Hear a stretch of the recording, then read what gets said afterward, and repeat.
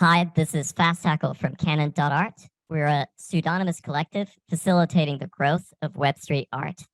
I'm on the Edge of NFT, the podcast that's showing you what's growing in every season of Web3. Stay tuned. Hi, NFT curious listeners. Stay tuned for today's episode to learn how Kanon.art is making waves in the art community, combining top-tier art industry players with Web3. And what our guest today would do with a hyper-personalized AI assistant. And finally, how yWhales, a community-based firm, is revolutionizing the world of commerce through a metaverse trade show concept called Y1. And before we go on, don't forget that our Outer Edge LA event recently returned to Los Angeles, March 20th to the 23rd, 2023. Did you know you can catch up on all the discussions, presentations, and more by just heading over to watch.outeredge.live and registering with only your email address?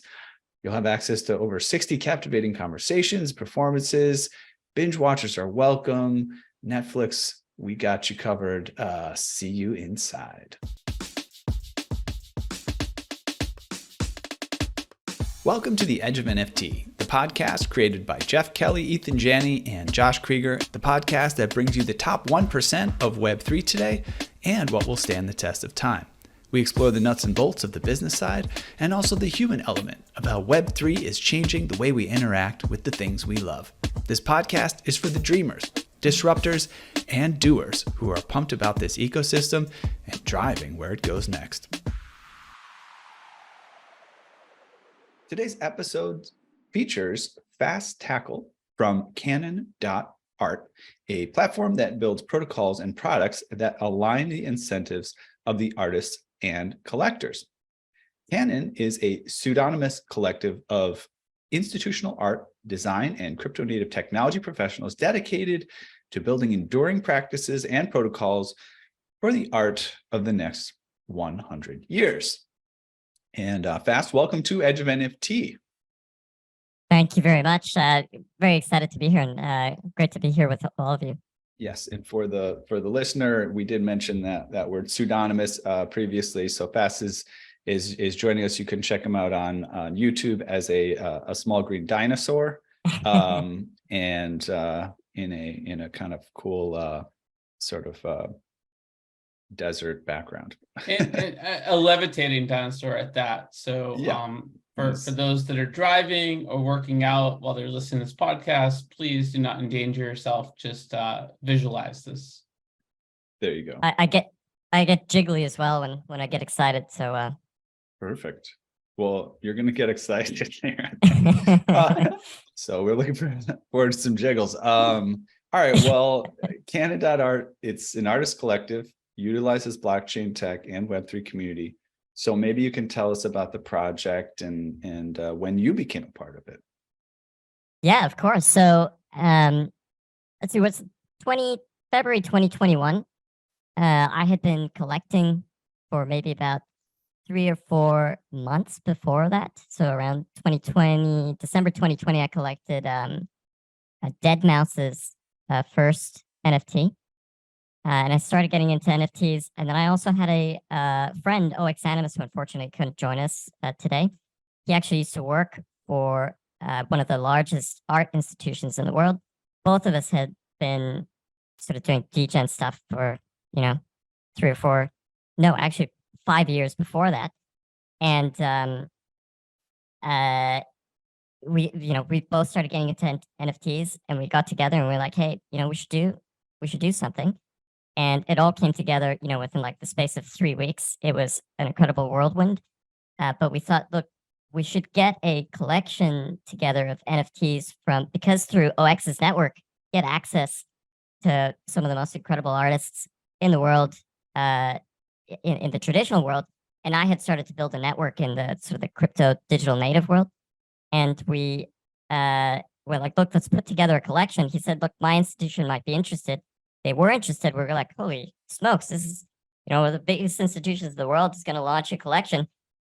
We sat down with them and they said, yeah, this is awesome. We want to do this. This was February at the time. We want to do this. How does like August sound like a launch date? And we're like, what are you talking about? This needs to launch in 2 weeks. And And so, then we sort of walked out of there and we're like, I don't know about this. And then we were like, maybe we should just do this ourselves. I mean, we know the people, we know the artists, we know the curators. Can we use 4-letter words, or do we keep it like PG-13 here on this podcast? Yeah, you can use PG-13 plus words if you like. I'll be sparing. So you can just have to know that they will all be overdubbed with the word "holy moly." That I can go I can live with the Flounders. No, it's that. So what's it? The Flanders overlay. That's totally fine. Yeah. So we were just like, fuck it. We've got what we need. Let's do it. So we did it. We launched the K21 collection. We've included so far 20 artists. It's meant. This is the other thing as well. It's like there's this meme that Elon Musk posted that had this banner. It said, we don't do this because it's easy. We do this because we thought it was going to be easy. And so we thought we're going to get this thing done. I mean, we launched it in 3 weeks. We're going to get this thing done in two months. And 2 years down the line, we started realizing all the opportunities that are there. And so now we're almost done. 20 artworks. We're going to do 21. Psycho Chang's artwork is number 20, and it's certainly one of the most resource intensive to pull off. So that's sort of where we're at Kanon. Sorry, that was a long explanation, but at Kanon, we're basically working with artists both in the crypto native space and also in the traditional space. And we're very picky about the artists that we work with, and they have some vision that we think needs to be brought in, and then we help them make that a reality. And in terms of Kanon, we're kind of like a fight club. Although, because I'm not from a curatorial side, I can say these things. The curators would probably be horrified that I say it. It's kind of like a fight club in that, I don't know if you remember that scene where people are walking around, sort of like in their normal jobs. And, the number one rule is you don't talk about Fight Club. But people, sort of recognize each other because they've got like marks or whatever, black eyes. So, people are trying to figure out, who are these curators? Who are they in actual real life? But, sort of walking around there with 2 lives, with us at Kanon doing the stuff that they can't do, in their traditional personas and institutions. But at the same time, they're incredibly experienced in real life. Yeah, that's pretty awesome. There's so much that we could unpack there. And I think what stands out to me is a couple things. One, you using the dropping the 4-letter bombs feels like normal because I just came from VCon where Gary Vee was dropping those like no tomorrow. And then I also interviewed Nate Alex, aka founder of Chain Faces, over there, and it feels like there's a little bit of that in what you're saying here. I mean, for those that don't know Chain Faces, shame on you, but there's a bit of a Fight Club mystique to that project where there's a battle royale and you got these scars on your NFT, and your NFTs could die if you Awesome. lost a fight. So appreciate sort of the traditional roots of what you're building there in terms of getting to our carnal instincts and sort of, I think that's the essence of degen, right? But that said, you guys are building some really cool stuff, and one of those things is, I'm going to butcher the word, but Kai Gao Chong and the EET Oracle project. Those are both on your roadmap, and would love to hear a little bit more about them because they converge with some of our favorite topics like AI. Yeah, fabulous. So the artist, I also had to learn this 12 months ago when I started working on this. So the artist is his name's Psycho Chang, and because I'm not from a art background, my background is in software and finance, and I sort of fell into this through doing degen stuff on the both DeFi and NFT side. But in any case, so Psycho Chang, as I came to learn 12 months ago, and again, I can say this because I'm not from this world, from this traditional art world, but I would say he's probably one of the top, I'd say he's probably one of the top 5 living artists in the world at the moment. So he's had a career since it started like in the, I think he really started to hit his stride in the 90s. He was the visual director for the 2008 Beijing Olympics. So that, it's an absolutely massive event. And so his, really his, what he's most famous for is gunpowder. So he'll use gunpowder both on canvas, and he'll also use gunpowder in these just absolutely massive sort of in-person events. Maybe Josh, would it be okay to show a video? Just so, because I could talk about it. It'll be faster, like in 2 minutes, just to sort of get a sense of the scale, right? Yeah, you gave us the link. Let's pull it up here. What were you going to say, Josh? While I was doing that, like, by the way, my girlfriend has purchased a handful of NFTs in her life. One being Tom Brady for me, some other special projects, and one was this gentleman's fireworks project, which is one of her favorite. Yeah. So that's incredible. So this fireworks project that he did is absolutely incredible, and it's one of the first dynamic NFT projects to my knowledge. And his girlfriend approved. So let's check this out.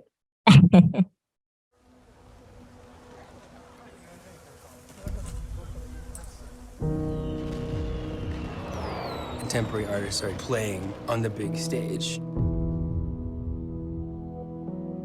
I remember hearing about the explosion events and thinking, that guy really nailed it.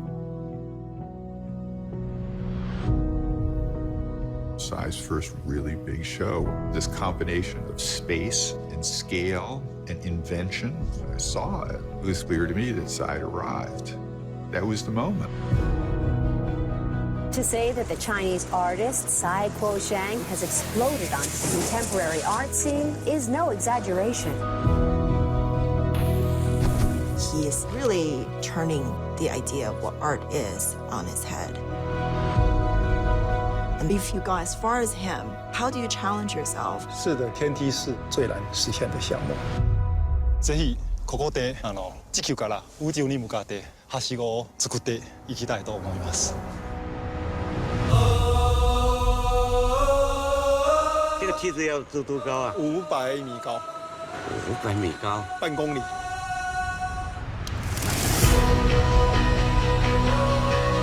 Early work has begun on the largest single installation ever commissioned. His work does have a strong subtext. He is trying to do art with integrity. 奶奶的渔村是我想象天梯的地方。我在寻找跟看不见的力量有关系，因为已经挑战了第4次。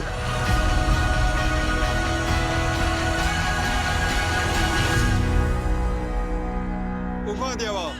老妈，你看到无？连水拿砍板哦。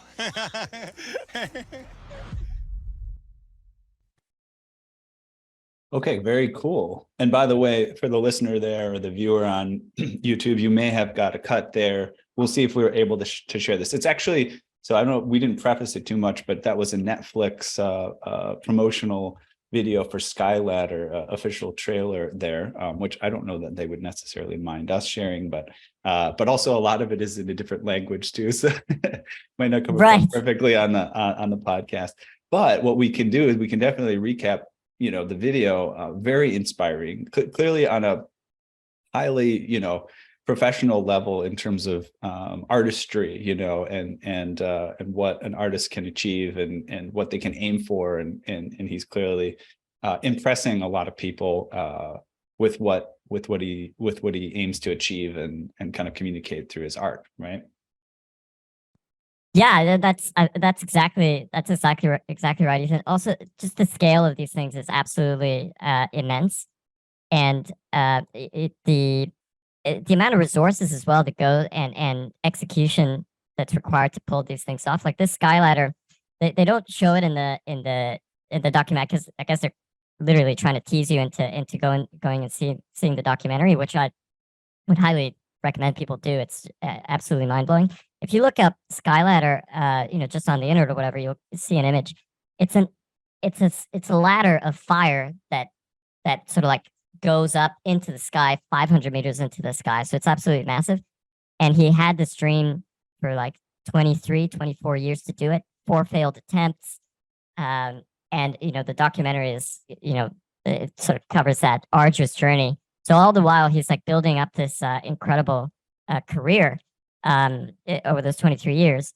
But that was like that one thing, he did in 2016. That was the one thing that he, was just obsessed with, was getting the, and it's just like the amount of energy and drive that Sai has really is insane. Also in person, absolutely, lovely guy with an incredible sense of humor, very, very warm. He doesn't speak English, so there's always somebody translating for you. But that's been also one of the most exciting things is working directly with him to create EET. Yeah, I mean, definitely breaking a lot of boundaries and working with a pioneer who's been an innovator his entire career, right? So it's a really special collaboration, and just to sort of put a pin in it for our listeners, I mean, what we're talking about with ET is an AI augmented fortune telling on the blockchain, featuring the first ever on-chain generated gifts. So this is quite special. And I'm actually curious, why did you choose to work with an AI oracle to produce this? Yeah, so this was Sai's vision. We, as I mentioned, I started working on this 12 months ago, but the Kanon team had been working with Sai for an additional 6 months. So this has been in the works for about 18 months. And Sai, throughout his work, Sai has developed like a very personal philosophy about unseen forces around us. And this is something that took me a lot of time. I used to be an M&A banker, right, and a software product developer. So this took me a while to wrap my head around it. Sai's has like a very personal philosophy that he's developed, through his life about how to commune or how to like interact with what he calls the unseen world. So there are these unseen forces that are around us. It's very different to sort of like the materialist view that we have in the West.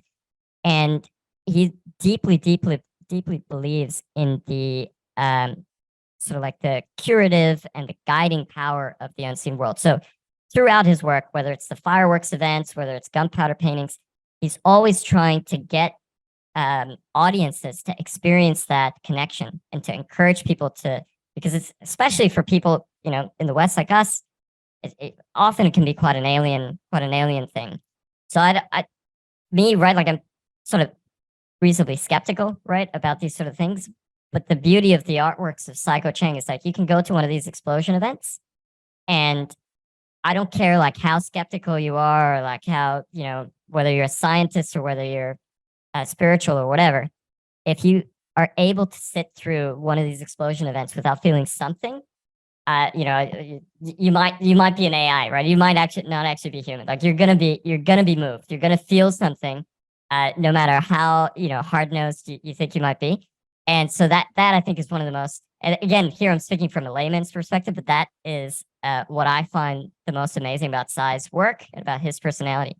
So with EET, this is Sai's third or fourth NFT project, and I'm super excited, Joshua, to hear that your partner was into Sai's previous work.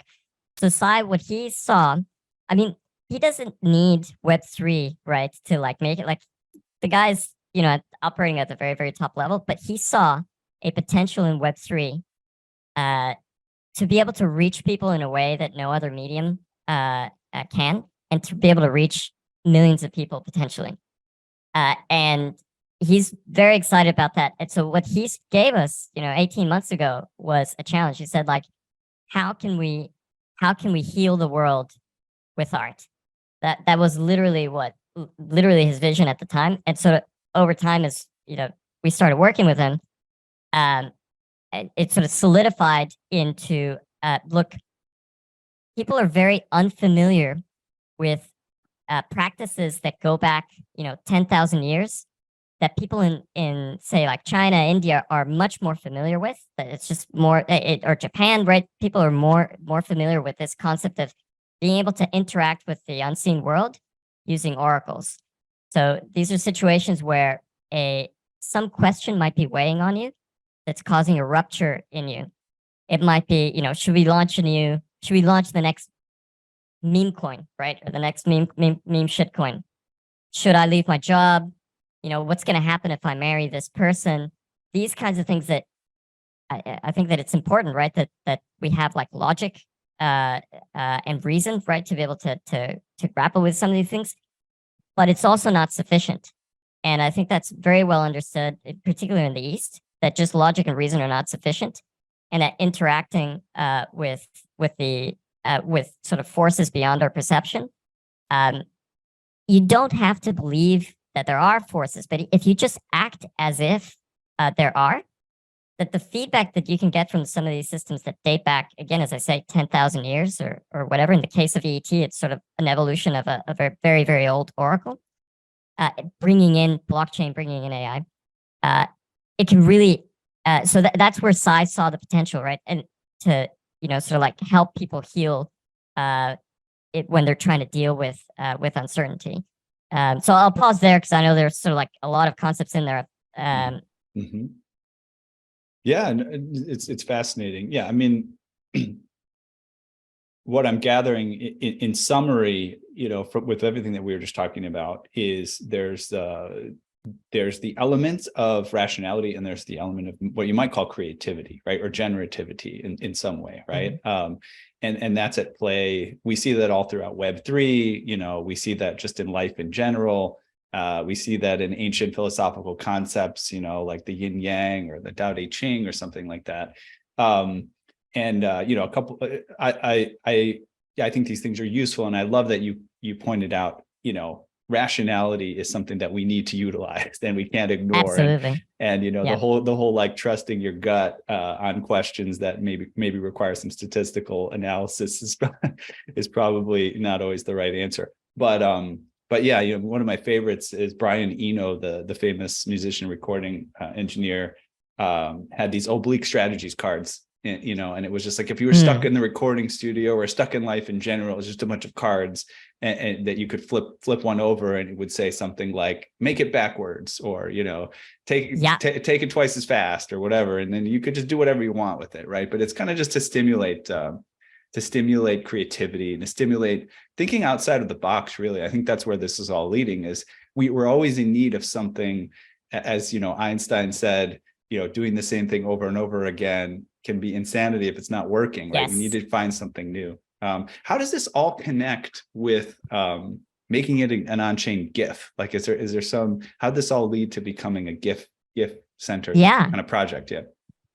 Yeah. So when we started, right, we started developing this idea. Okay, we can help people by creating an oracle, and we're actually building on top of some very, very old traditions. So there's this oracle called the I Ching that stretches back, maybe 5,000. People don't actually know because it's sort of like emerged from prehistory, and it's a beautiful, super concise system. It basically sees life as a wave, right? That's sort of like oscillating between extremes. And what the I Ching does is it places you, it tells you like where in that wave it is. And so if that seems kind of weird, just think of like Elliott waves, right? Or think of like business cycles. Waves are like, even in the West, like waves are intuitive, right? When you're at one extreme, when you're at the top of the cycle, you're probably going to swing back to the other side of the cycle, right? You're probably going to mean revert. So there's sort of an element of that in it. And the system's incredibly elegant. There are no words. It's just art. It's just like these 6 lines that get generated into 64 combinations. And actually, Leibniz back in whenever it was, 1600 or 1700s, when he wrote his paper on binary arithmetic, on which we now base all our computation, he mentions in his paper, in his seminal paper, he mentions the I Ching. Like just mathematically, artistically, it's just a beautiful, beautiful system. So we saw opportunities to evolve. And by the way, that system people have been adding to that system, layers to that system for 10,000 years. And so we saw an opportunity to go like, look, it's not repackaging the I Ching because it actually turned out to be quite different, but we're being inspired by this very, very old, very, very sacred system. And we want to sort of like bring it into Web3, borrow elements from it that we think are going to resonate well in Web3. And we're going to need some medium then to express sort of like the artistic message of this, and also what Sai wants to express artistically. When you come to an article, you ask a question, you're going to get an answer. And the answer that you get back is going to be an on-chain GIF. It's going to be a beautiful GIF. What are the alternatives to doing that, right? Could we do an SVG? And I don't know if maybe I'm getting a little bit too deep into the weeds here, but normally, right, when you see on-chain artwork, it's an SVG. So this is like effectively kind of like HTML that you can tell, here's draw me a rectangle here, draw me, draw me a line here, make it this color, so you can like human readable text. Right. But also SVG stands for scalable vector graphic, right? Which means you could make it into a movie poster, a billboard on the side of the road, or you can make it into a postage stamp. It's going to still have the same kind of integrity to the image. Yeah.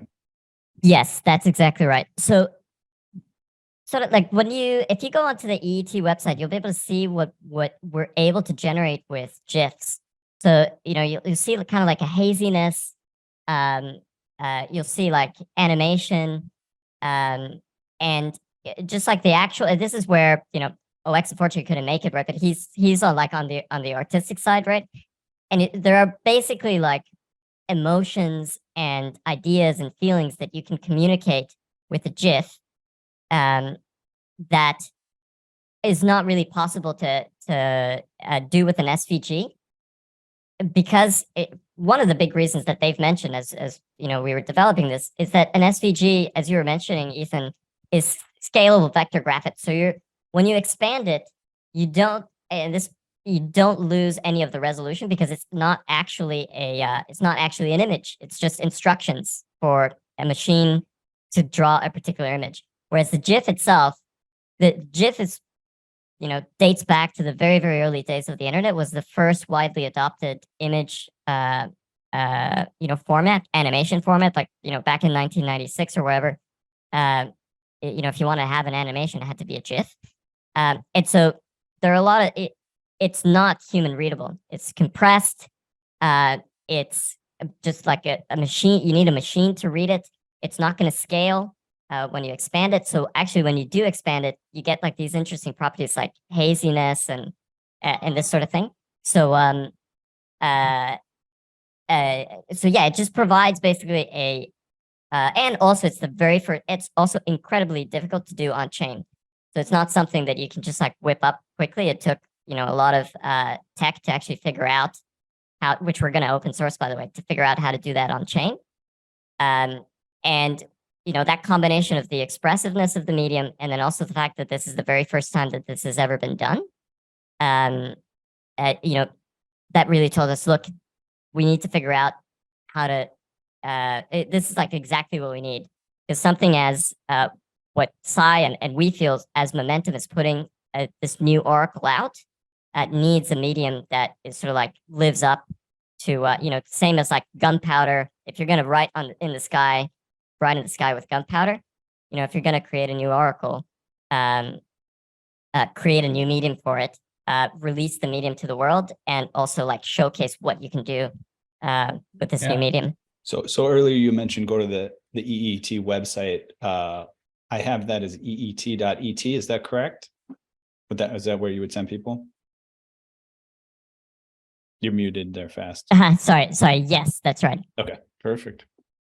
Yeah, and there's more to unpack here. It's as if like, is there more? Yeah, there's more.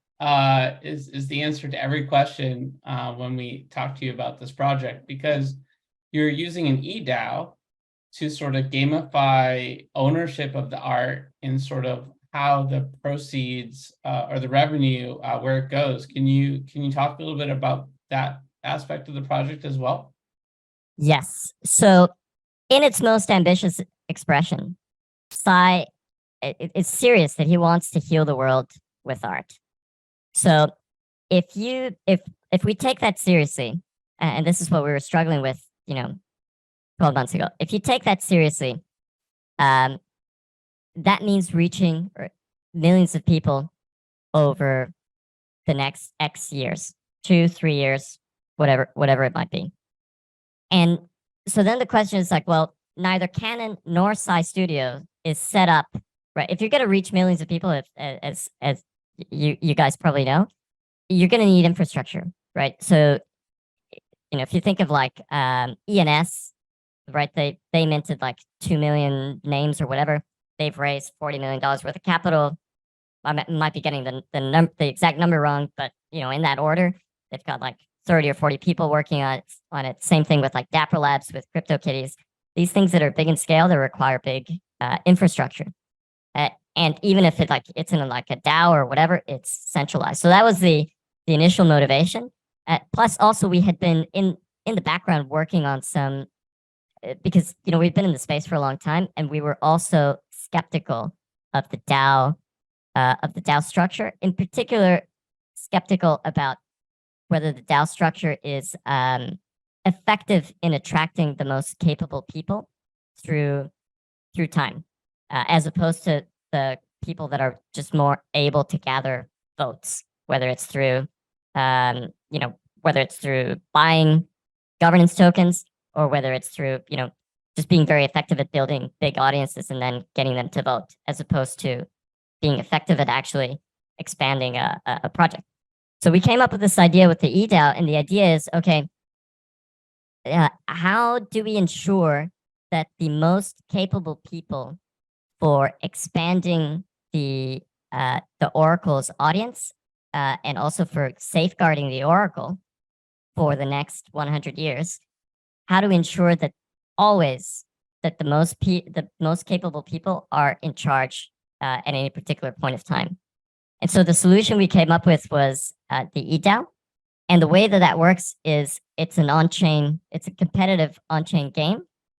And it just continues forever. And at a very, very high level, the way it works is you have scorekeeping. The rules are still sort of like, we're still, in the works, but at a very high level, if you are best able to demonstrate on-chain that you can grow the eDAO, that you can sell more of these fortunes, you're going to accumulate a higher score. And if you've got a high score, then you're more able to challenge whoever's in control of the project for control of the project. You don't have to challenge them, but you're more able to. So in theory, let's say that you have like a team that's not performing well or whatever. If you actually demonstrate that you're able to sell more fortunes than anybody else, because you can't mess with the rules, they're on chain, then you're able to come and you're able to challenge them, and you're able to basically snatch the control from them. Now that would be quite an aggressive move, but that's baked. And again, you don't have to do it, but that's baked into the protocol, just as a way to make sure that there's competitive pressure on whoever's in the at the top of the chain, but not only competitive pressure, but competitive pressure that is directly linked to a mission that's built in for ET, which is growing this. Let's get this out. Let's put it in the hands of as many people as possible. Yeah, it's interesting. Yeah, and of course it makes us think, as DAOs do, it kind of makes us think about governance in general and how we're going to approach that in the future. I mean, I can only imagine, in as little as, I don't know, at least 50 years from now, maybe less, just different forms of governance coming on the scene here, especially with AI and all these different progress in terms of technology and kind of showing the faults and the flaws in the systems that we have at the moment. Can you provide us any insights here on the future plans here, developments for Kanon? Any upcoming features, collaborations? What's on the agenda? Yeah, sure. And sorry, and Ethan, I actually forgot to mention there's probably a quick analogy for the eDAO, and it's probably either Willy Wonka or Ready Player One, depending on your age group. But yeah, where instead of using kind of like the corporate system of voting for who's going to be in charge, if you remember like Ready Player One, you have the creator. I think name was James Halliday. He puts an Easter egg in this game, and that gets everybody to compete to show like who's the most worthy, right? To be able to find that Easter egg, with the idea being like if you're actually able to find that Easter egg, you're probably going to be the best. You're probably going to be the best place to have control of the revenue, to have control of the supply, the pricing, etc. So that's probably a shorthand way of explaining it, which I should have done earlier. I don't know. I guess the analogy for me is finding the matzah when I was a child, and I was really good at finding the matzah, but I don't think my family wanted me to be in control of any major decisions with our Passover Seder. That's awesome. Yeah. So sorry, Ethan, there on your question for what are our future plans for Kanon. The main thing, I mean, ET, we're gonna get that out very, very soon. So we're talking days here. So keep your eye out for the announcement on that. Then we're going to need to do some work on the ET. So ET will launch. It'll still be under our control initially. So our next big piece of work is finalizing these eDAO contracts so that governance system is in place. So then we will hand over EET to the eDAO. It'll then be in control of that eDAO. We'll see what happens, who wins or whatever. I'm super excited to see like who's going to even play, who's going to participate, who's going to win. So that's next in our roadmap. And then after that, we're going to go back to focusing on the vault, which is the automated mechanism that we're going to put all these 21 artworks in. And it's going to be a mechanism that allows people both, probably some tokens thing here that we need to be very careful about how we talk about, not financial advice or whatever. But it's not just about tokens. It's also the ability to, when the artworks go into the vault, the ability to actually be able to borrow those artworks out of there. So we've built a protocol to do that. And the idea is like, rather than just like putting artworks in a vault and then just like staying there stagnant, we want as many people to be able to experience these artworks from these 21 incredible artists, being able to bring it into your wallet, for whatever you might want to do. You might just want to have it there.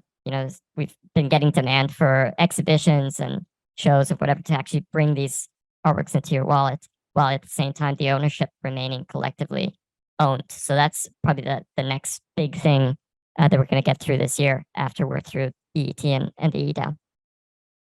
Good stuff. Well, very interesting. Thanks for sharing this all with us. And of course, there's probably a ton more to share. We only have so much time today and in life.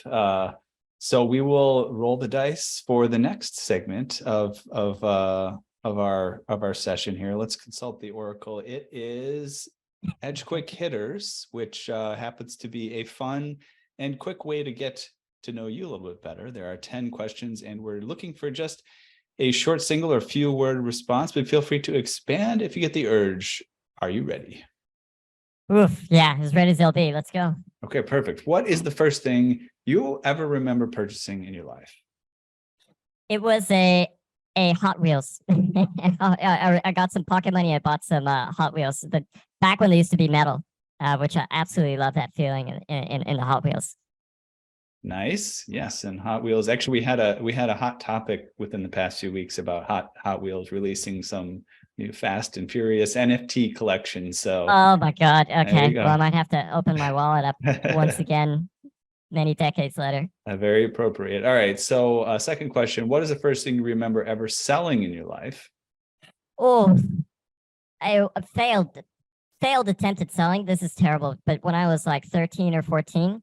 There was some tobacco that my dad brought into as fertilizer, and in my naivety, I thought you can make cigarettes from them, and there was a construction next to us, so I got some paper from the printer and tried to make cigarettes from fertilizer tobacco, and then lit it just to test it and see if the product was up to scratch. And I ended up burning the whole barrel of tobacco. Apparently, it's very flammable. Wow, so this even has connections to the whole gunpowder affair that's going on today. You know, I'd never thought about it, but I guess there's a connection there. Sadly, I couldn't do as much with my life as I did. I feel like in addition to the caveat, this show is not financial advice. We now have to add a new caveat to the show. Please do not try this at home. Do not try this at home. Do not try this with at home. fire or fireworks. Not a good idea. And tobacco is bad for your health. So bad ideas on all angles. All and also, of, don't look for the matzah either. Just don't. a lot of warnings related to this show. All right, what is the most recent thing you purchased? All right, so this I'm very excited about. I very recently purchased a pickup truck, and it's a Mazda. It's a BT50. Absolutely, I'm absolutely in love with it. That's very cool. Yeah, I mean, you know, dinosaurs can do some walking, but eventually you get tired and you want like an extra pair of wheels. That makes sense. That's it. What is the most recent thing you sold? Oof. What? Oh, I sold a Milady, and I regret it. I sold it because I was flipping into some other Milady derivative. I've been holding them for about 12 months, and I regret that. And I want to buy it back. So please, I hope people flood it so I can buy it back. All right. We'll wish you the best on that. Question number 5. What is your most prized possession? Okay, so here my heart says my truck, but my mind says actually my house, because after like 10 years of working, we were able to get one, and my family has a roof over the head. No matter what happens, sort of on the degen side, they've got that, and that gives me peace of mind. So never say never when it comes to what happens on the degen side. Yeah, that's that's exactly right. All right. Question number 6. If you could buy anything in the world, digital, physical, service, experience that's currently for sale, what would it be? Oof. I had very, outside of the truck, I have very few material desires. So this one's because it might just be, I don't know of anything that I wanted to buy. Jeez, what do I want to buy? All right, I'll just cancel If I your could buy Amazon time. account. We should Time. be I fine. if I could buy, but it's not real, right? But if I could buy time, I would buy another 50 years. All right. Well, we'll put you in touch with that guy. I've been seeing him all over YouTube. I He's know. doing some protocol to like make himself younger by the day. He's like lengthening what his I want. telomeres or something. Yeah, go ahead. I know what I want. I want my own unfiltered AI instance. What does that mean? That means just say that one more like time. it means like you know how if you got ChatGPT or whatever, like who knows what guardrails they put on it? Right. And it's not that I want to do anything malicious with it. It's just I want to make sure that I get the most out of it, and I want it also trained on the stuff that I care about. Okay. And so that's what I want. Sai actually did that. He's got his own AI, and when I saw that, I'm like, shit, I want my own AI. Well, I want mine too now. I mean, why not? All right. If you could pass on one of your personality traits to the next generation, what would it be? It would be, I'm struggling to find the adjective for it, but it would be sort of like the ability to step back and not be reactive. This is something that took me a long time to develop. I want to pass that on certainly to the next generation. Just like, before reacting, like take take inputs in, right? And it doesn't always work, but I think it leads to better. And this is not something I invented, right? It's just something that was taught to me. And yeah, I want to pass on the benefit of that. Beautiful. Yeah, there's probably a word for that in some language. So you're saying that moment of reflection before you take action. Yeah. Yes. Yeah, that space. Like you get input. Yeah. Sorry. Go ahead. Yeah, no, there's this like bigger concept here is getting to, Ethan, which is like, I don't think there is a word for it in the American lexicon, but I bet there is a word for it in another language. And like, sometimes, you know, we appreciate the merits of the English language, but it doesn't always quite say what's on our mind. If you could eliminate. So wait, there's a Viktor Frankl quote, which I heard recently. I think this is very similar, right? Between stimulus and response, there is a space. In that space is our power to choose our response. In a response lies our growth and our freedom. Is that what you're talking about? Yeah. Yeah. Yeah. He's doing the happy dance. I'm responding here with a jiggle because that's exactly Perfect. right. Viktor Frankl, you can always rely on Viktor Frankl to boil it down for you. It's yeah, it's exactly right. All right, hit it, I love Josh. that. Yeah, no, thanks for sharing that, Ethan. All right, if you could eliminate one of your personality traits from the next generation, what would it be?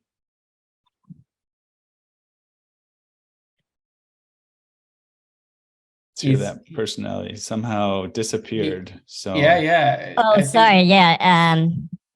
Yeah, that's a very tough one. Okay. Yeah. I don't expect it to just disappear, but I do like comfort. I just love comfort. You know, I like hot showers. I don't know if you've heard of what's the name of that guy? You know, that ex-military guy. You know, very David Goggins.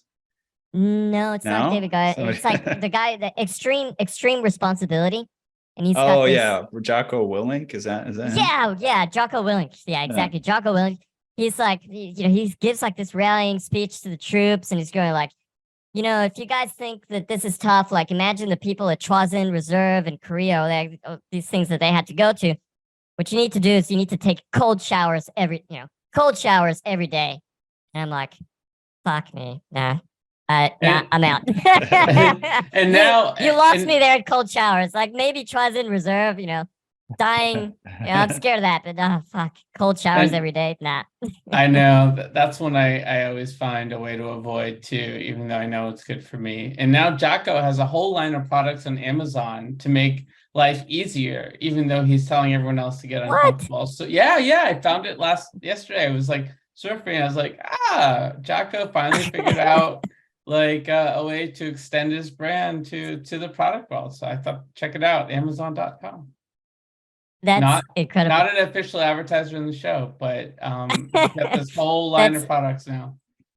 All right. So we hit elimination of a personality trait. Yeah, I can take a cold shower here and there, I have to say, but that's cool. All right. Question number 9 is, what did you do just before joining us on the podcast? I'm actually in the Asia time zone, so I was actually asleep. And I woke up. Not very exciting, but that's the truth. I woke up, had some water, and gonna have a coffee after this. So, sorry, that was number 10. Sorry, I'm skipping ahead there. Yeah. Well, you're looking like a very bright-eyed and bushy-tailed tiny green dinosaur. So we've got that going for you. All right. Yes. Question number 10 is, what are you gonna do next after the podcast? And is it coffee time? Is that the long and short of it? It's coffee time. So where I live, we've got really, really good coffee. And I'm very ashamed to say that I actually import Folgers coffee. What are you doing? From America, because I don't know. It's kind of like the warm showers. That's what I do every morning. I just get weird looks because you go, what the hell are you doing? It's like, this is good stuff, guys. I don't know what they put in it, but crystals. There's the crystals, right? Something probably some like chemicals. Yeah, totally. Yeah. Oh, it's not the instant stuff. It's the it's like the ground stuff, which is still probably. All right. You know, so you have to brew it, but still, I don't know what it is. I'm just hooked. The best part of waking up. Oh, Not a yes. sponsor. Ethan, It's Folgers in your cup. Yeah, no, yeah. You have don't to wanna get have too it just excited for here. that song. Do they still even use Oh, that? That was just no, that's classic I don't think 80s yeah, marketing. Man, that is 100%. I think that's classic. what it was. I think that's what There it was. needed to 'Cause I was be watching all this stuff. there need to be more like songs about products. I feel like they stopped doing that as much Yes. these days. That are you Uh, doing? From America, because I don't know. It's kind of like the warm showers. That's what I do every morning. I just get weird looks because you go, "What the hell are you doing?" It's like, this is good stuff, guys. I don't know what they put in it, but I'm addicted. Crystals. There's the crystals, right? Something Probably about there's some like kind of chemicals. crystals. Yeah, totally. Yeah. Oh, it's not the instant stuff. It's the it's like the ground stuff, which is still Okay. probably All right. so you have to brew it, but still, I don't know what it is. I'm just hooked. The best part of waking up. Oh Not a yes, sponsor. Ethan. It's Folgers in your cup. Yeah, no, yeah. You have don't to wanna have get it too just excited for here. that song. Do they still even use Oh, that? That's classic I don't think 80s yeah. marketing. Man, that is 100%. I think that's classic. what it was. I think that's what There it was. needed to 'Cause I was be- watching all this stuff. There need to be more like songs about products. I feel like they stopped doing that as much Yes. these days. That sometimes they do some Yes. like weird hip hop thing where they try to Yeah, do some modern version, convincing. but yeah, we need Yeah, that. it's like double your refreshment. You ever remember that one? Exactly. Oh my goodness, these things. That's beautiful. And next up, we will have our shout out. And so Fast, I understand you might have a couple of generative artists that might deserve a little bit of extra attention that you wanted to shout out. Am I correct on that? Yeah, that's that's exactly right. So there's three people I want to quickly give a shout out to. So number one, and so the first two, they're generative on-chain artists. So the art that they're doing is on-chain, no external dependencies. They really have like we've been obviously pushing the boundaries a lot. They've been pushing the boundaries from I don't know, maybe 2020, 2019. Hack was very early to recognizing these guys and going like, look, a lot of stuff that we're doing, these guys have been pushing the boundaries. So those two people are Nahiko, and the other person is OXG, both absolutely beautiful people in real life, but also just incredible at pushing the boundaries and probably not well known enough. It's sort of like an artist kind of thing. Like, for those people that are pushing it, we look to those guys and go like, whoa, these guys are really early at some like very interesting ideas. So that's two people. And then the other person is someone who just came out of the blue and has been an incredible supporter of Kanon, just really understands what we're doing, and also has an incredible ability to bring people together and to make people feel like they're part of a community. We don't have like a direct relationship with this person. That person is called Nevermind, so I provided that link as well. Just an incredible human being and super, huge fan of ours. So be remiss not to do a hat tip there to Nevermind. Beautiful. Thanks so much. All right. Well, that's kind of like how we're wrapping things up here. We'll get to our closing and outro. But before we officially wrap, we want to make sure listeners know where they can go to learn more about you, Fast, and Kanon and the projects you're working on. Fabulous. Thanks. Yeah. So the first place I direct people to is to the EET site. So that's EET.ET. So there you'll find links to our social media. And then the other place is Kanon.art, where that's sort of like our broader collective there, so you can follow our work there. Beautiful. And thanks for keeping those letters to remember down to a minimum. Tweetable domains. Yes, those are good. All right, cool. We have then officially reached the outer limit at the edge of NFTs for today. And thanks to everyone for exploring with us. We do have space for more adventurers on this starship. So invite your friends, recruit some cool strangers that will make this journey also much better. How? Go to Spotify or iTunes right now. Rate us, say something awesome. Then go to edgeofnft.com to dive further down the rabbit hole. Look us up on all major social platforms by typing Edge of NFT with no spaces and start a fun conversation with us online. Lastly, be sure to tune in next time for more great Web3 content. Thanks again for sharing this time with us today. The views and opinions expressed on the Edge of NFT podcast reflect solely those views and opinions of the show creators and its guests. We're learning as we go, just like you. Please make sure to do your own research. Our podcast is not financial advice. There are multiple strategies and not all strategies fit all people. You understand that you are using any and all information available on or through this podcast at your own risk.